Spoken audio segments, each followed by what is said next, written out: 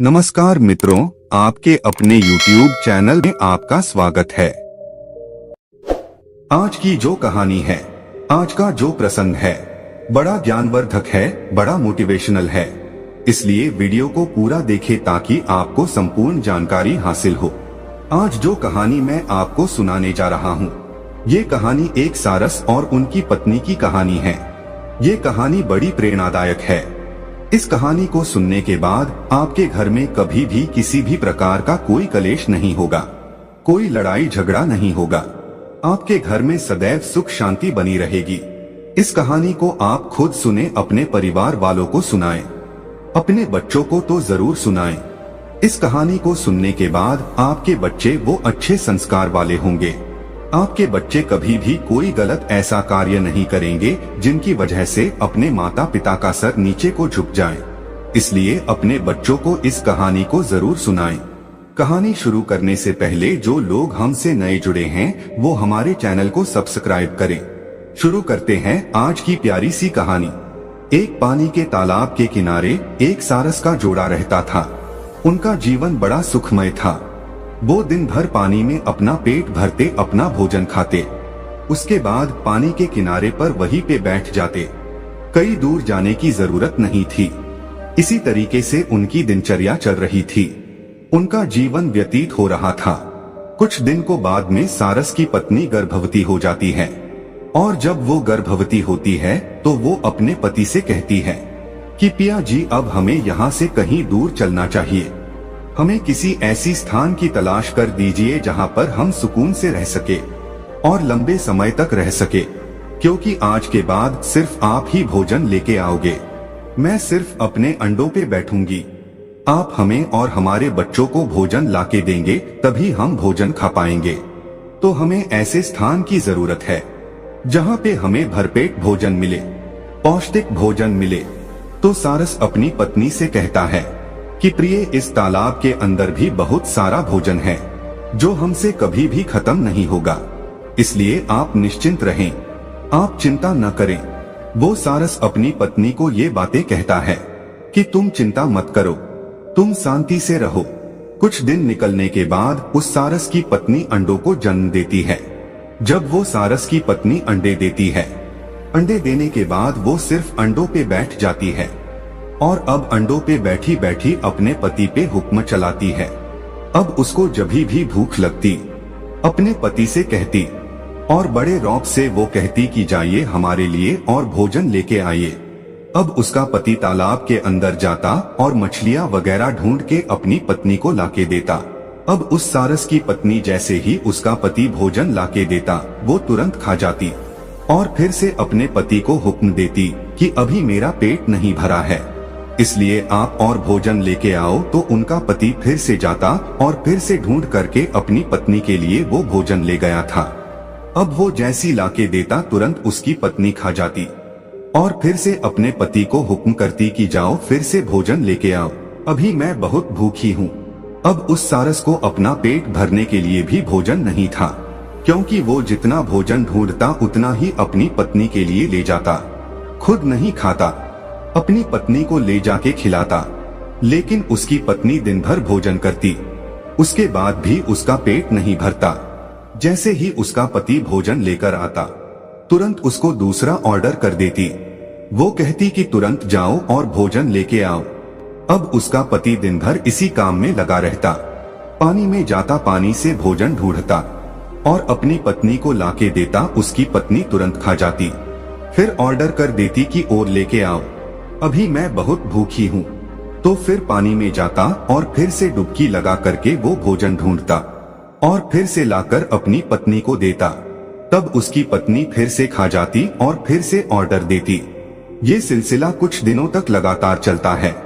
अब धीरे धीरे सारस बड़ा परेशान हो जाता है, धीरे धीरे सूखने लगता है, क्योंकि वो खुद वो भोजन नहीं खाता था। वो सीधा जो भी भोजन उसको प्राप्त होता था, सीधा अपनी पत्नी को ले जाके देता था।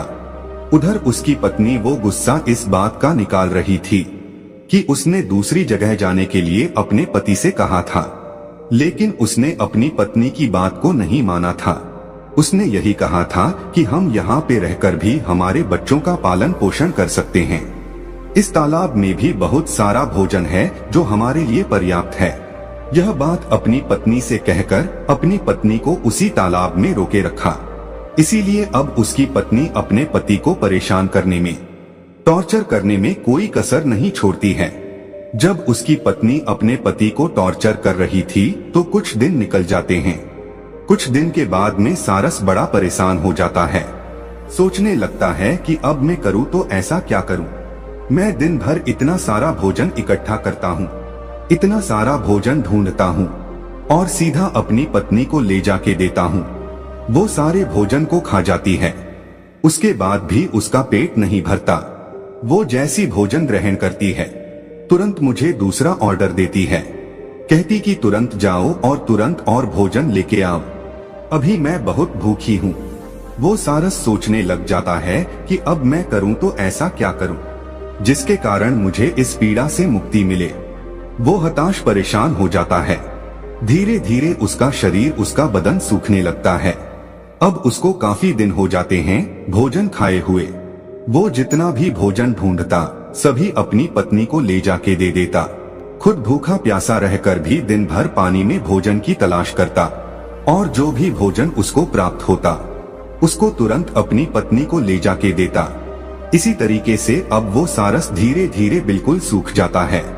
अब उसकी हालात इतने खराब हो जाते कि वो चलने के काबिल भी नहीं रहता, दौड़ने के काबिल भी नहीं रहता, उड़ने के काबिल भी नहीं रहता। लेकिन उसकी पत्नी को उस पर बिल्कुल तरस नहीं था, बिल्कुल दया नहीं थी। अब तो कुछ दिनों के बाद उसके बच्चे और हो चुके थे। अंडों से बच्चे भी निकल आए थे। अब तो बच्चों को भी भोजन ले जाके देना पड़ रहा था, साथ में उसकी पत्नी को भी भोजन ले जाके देना पड़ रहा था। पहले तो वो सारस बीच बीच में थोड़ा भोजन खुद खा लिया करता था, लेकिन अब तो उसके बच्चे भी हैं और उसकी पत्नी भी है। अब तो वो एक निवाला भी नहीं खा सकता था। जितना भोजन उसको मिलता सभी भोजन को अपनी पत्नी को, अपने बच्चों को ले जाके देता, खुद एक भी निवाला नहीं लेता। अब धीरे धीरे सारस के हालात खराब हो जाते। अब वो बिल्कुल सूख जाता है, बिल्कुल हड्डियों का ढांचा बन जाता है। कहते हैं ना कि भूखा भजन ना हो गोपाला, ये पकड़ 3 कंठी माला। क्योंकि भूखे रहकर कोई भी जीव जंतु किसी भी कार्य को नहीं कर सकता। इसी तरीके से अब उस सारस की हालत इतनी खराब हो जाती है कि वो नहीं तो चल सकता, नहीं उड़ सकता, कुछ नहीं कर सकता था। अब वो सारस धीरे धीरे हड्डियों के ढांचे में बदल जाता है। उस सारस का मांस वो सब सूख जाता है। अब वो एक हड्डियों का ढांचा बन के रह जाता है। जब वो सारस हड्डियों का ढांचा बन जाता है, उसकी क्षमता नहीं रहती है। तब वो अपनी पत्नी से कहता है कि प्रिय, अब मैं सिर्फ कुछ दिनों का मेहमान हूँ। अब आप यदि मुझे टॉर्चर ना करें तो आपकी बड़ी कृपा होगी। अब तो बच्चे भी बड़े हो चुके हैं। आप स्वयं भी पानी में जाकर, आप स्वयं भी तालाब में जाकर अपने बच्चों के लिए भोजन ला सकती हो, अपने लिए भोजन ढूंढ सकती हो। अब मैं सिर्फ कुछ ही दिनों का मेहमान हूँ। आप अच्छे से रहना और अपने बच्चों का अच्छे से लालन पालन करना। इतनी बात वो सारस अपनी पत्नी से कहता है। तब उसकी पत्नी कहती है, क्या तुम अभी मरने वाले हो?